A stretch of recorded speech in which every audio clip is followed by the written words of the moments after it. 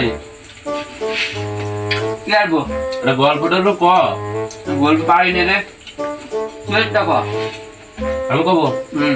বুঝিস হ্যাঁ বুঝলি পুরোনো গল্প কিন্তু হ্যাঁ কর তাহলে শোনে তাহলে বইটা ছুঁয়ে দিস এক গাছে ছিল এক রাধা বুঝছিস এবার রাধা ছিল 3 কন্যা বুঝছিস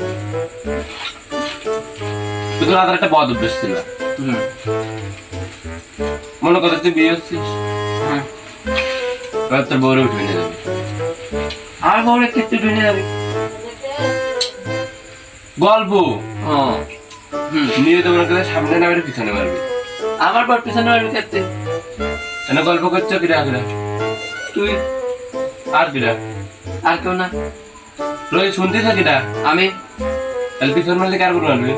আমার পর